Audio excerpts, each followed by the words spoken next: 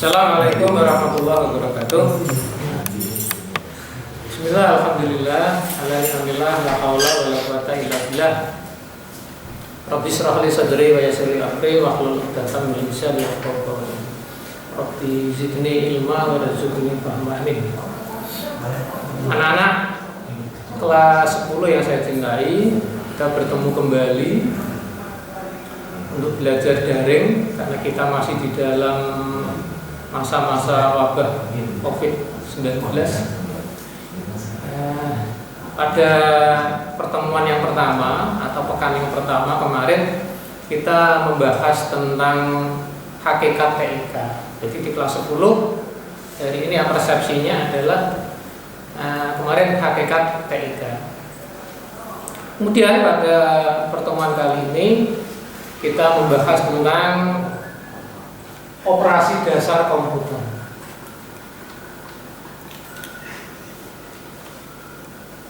Kompetisi inti yaitu menghidupkan dan mematikan komputer. Kemudian tujuan pembelajaran mengetahui prosedur baku penggunaan komputer. Saya ulangi lagi, kompetensi dasar atau kompetisi inti adalah menghidupkan dan mematikan komputer. Dengan tujuan pembelajaran adalah mengetahui prosedur baku penggunaan komputer. Oke, kita mulai. Komputer yang kemarin kita bahas ya, itu adalah dari bahasa Latin yang bahasa Latin computare, yang artinya bisa diartikan sebagai menghitung, gitu ya, menjumlah, kemudian mengolah dan lain sebagainya. Dari berbagai pakar saling saling argumen tentang arti daripada komputer. Kemudian komputer itu apa? Sering kita menyebutkan komputer gitu ya. Tapi kalau kita itu ditanya apa itu komputer gitu ya, memang susah sekali untuk mendefinisikan. Nah, di sini nanti akan saya cuplek beberapa para pakar ya, yang mengartikan makna komputer itu juga saling beda pendapat gitu ya, tapi memiliki tujuan yang hampir sama gitu ya. Komputer dari bahasa Latin computare yang artinya menghitung. Kemudian kalau diterjemahkan dengan bahasa yang lain adalah sekumpulan alat elektronik yang satu dengan yang lainnya saling terhubung sehingga menghasilkan cara kerja yang maksimal. Jadi sekali lagi, komputer adalah sekumpulan alat elektronik yang satu dengan yang lainnya saling terhubung sehingga menghasilkan cara kerja yang maksimal. Nah, di sini beberapa definisi komputer, ada yang mengatakan komputer itu adalah sekumpulan alat elektronik yang satu sama dengan yang lainnya saling terkoordinasi di bawah kontrol program dengan kemampuan dapat menerima input atau masukan gitu ya, mengolah data atau proses, dan kemudian menghasilkan informasi atau yang dikenal dengan output. Jadi di sini ada 3 poin, yaitu input, kemudian proses, kemudian keluaran. Nah, ini adalah alur kerja yang yang diutarakan oleh beberapa pakar. Jadi sekali lagi saya ulangi, komputer adalah sekumpulan alat elektronik yang satu sama yang lainnya saling terhubung atau terkoordinasi di bawah kontrol program dengan kemampuan dapat menerima input ya, masukan, kemudian data itu diproses dan kemudian menghasilkan keluaran. Jadi ada 3 poin ini sebenarnya. Kemudian beberapa pakar diantaranya adalah satu, V.C. Hamaser. Ini berpendapat komputer merupakan mesin penghitung elektronik, jadi semacam kayak kalkulator lah pokoknya, yang dapat dengan cepat menerima input bersama input, kemudian memprosesnya dan menghasilkan output atau informasi. Ini berdasarkan pendapat dari V.C. Hamaser. Dan yang kedua adalah Robert H. Bismer. Ini juga seorang pakar komputer juga. Dia menganggap bahwa komputer adalah suatu alat elektronik yang mampu melakukan beberapa tugas seperti menerima input, sama ini sebenarnya. Kemudian memproses input maksudnya. Kemudian menyimpan dan menyediakan output dalam bentuk informasi. Jadi beberapa pakar ini meskipun saling silang pendapat, tetapi mengerucut hanya 3 poin ini sebenarnya. Kemudian yang ketiga, Donald H. Sanders. Ini dia berargumen, dia berpendapat bahwa komputer adalah sistem elektronik untuk memanipulasi data dengan cepat dan tepat, serta dirancang dan diorganisasikan agar secara otomatis menerima menerima dan menyimpan input, memprosesnya, dan kemudian mengeluarkan dalam bentuk informasi. Kemudian ada lagi yaitu Elias M. Awad. Dia berpendapat komputer adalah sebuah alat hitung yang memproses data untuk disajikan dalam bentuk data digital dan data analog. Kemudian dari pakar yang lain yaitu Larry Long and Nancy Long, dia berpendapat bahwa komputer adalah alat hitung elektronik semacam kayak kalkulator gitu ya, yang mampu menginterpretasikan dan juga melaksanakan perintah program untuk input sama. Kemudian penghitungan dan operasi logika. Jadi sebenarnya ada beberapa pakar lagi, yaitu ada William M. Forey, ada William N. Shire. Ini sama-sama memiliki pendapat yang berbeda, tetapi intinya menurut pada tiga poin ini. Jadi komputer itu adalah, bisa ditarik kesimpulan gitu ya, bisa ditarik kesimpulan bahwa komputer itu adalah seperangkat elektronik ya, yang saling bekerja sama atau saling terhubung.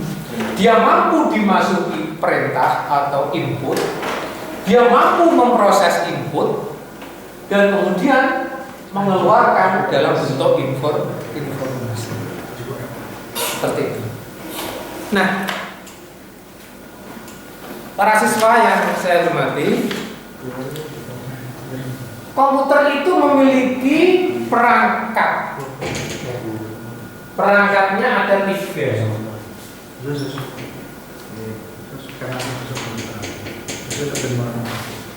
Perangkat komputer itu ada 3.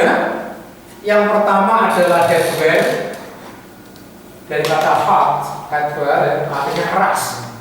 Itu perangkat keras. Kemudian software, dari kata soft gitu ya. Soft itu artinya lembut, lunak. Tapi jangan diartikan lunak itu seperti ager-ager ya, seperti gedok, itu bukan itu maksudnya. Itu kan lunak Pak, iya, tapi lunaknya bukan seperti itu gitu ya. Nah, software ini mengandung pengertian perangkat lunak.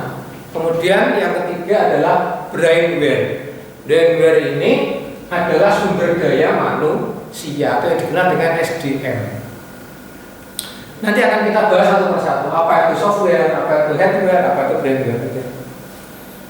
Jadi komputer itu tidak bisa digunakan, gitu ya. Komputer itu tidak bisa kita gunakan untuk mengolah data tanpa tiga perangkat ini. Satu, hardware. Hardware ini memiliki ciri-ciri yaitu benda keras. Namanya aja head ya, keras. Jadi hardware ini merupakan perangkat keras. Ciri-cirinya itu terdiri dari benda keras. Yang kedua adalah bisa dilihat dengan mata, indera, bisa dilihat. Jadi yang pertama tadi benda keras, ya, bisa dilihat, bisa dipegang. Masa kena benda keras harus bisa dipegang kan lucu ya. Jadi benda keras itu harus bisa dipegang. Jadi dia terdiri bisa terlihat 3 dimensi. Jadi saya lagi hardware itu ciri-cirinya ya, hardware atau perangkat keras itu ciri-cirinya adalah benda keras, bisa dilihat, bisa dipegang, ya, berbentuk 3 dimensi. 3 dimensi itu piye Pak? Ya bisa dilihat dari depan, dari samping, dari bawah, itu 3 dimensi namanya. Gitu ya.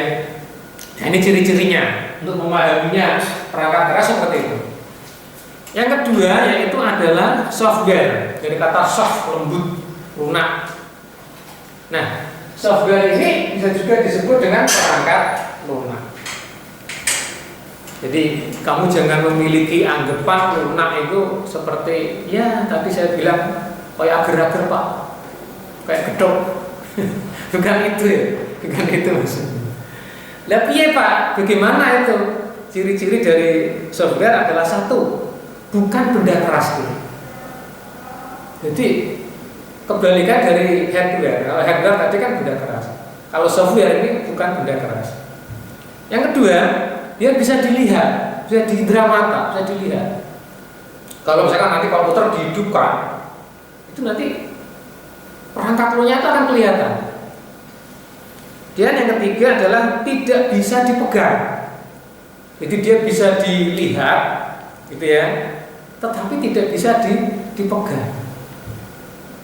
Jadi yang bisa dipegang hanyalah benda keras atau hardware tadi. Tapi kalau software tidak bisa dipegang.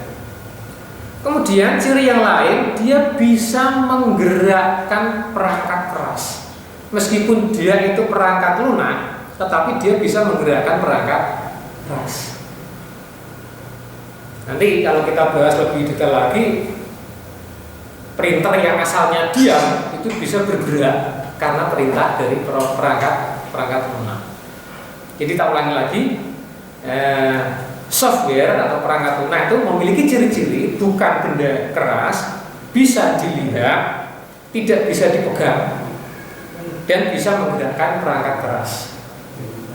Kemudian yang ketiga adalah brainware atau sumber daya manusia. Sumber daya manusia ini siapa Pak? Ya manusia, kita manusia ini yang menjalankan mesin, yang menjalankan perangkat lunak.